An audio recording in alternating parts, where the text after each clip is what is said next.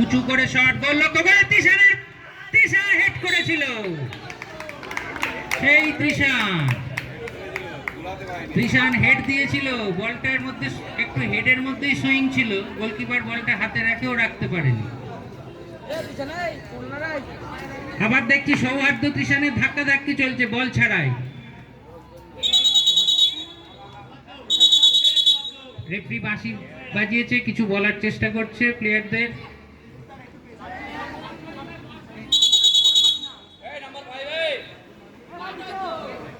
Number 5 তোমাকে পিছনের কথা বলা হচ্ছে, সন্দীপকে। শট, গোল হতে পারে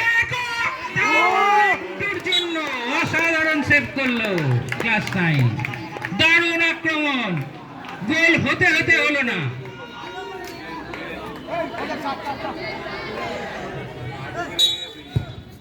কর্নার কিক, তৃষান হেড দিতে গেছিল কিন্তু না, হলো না।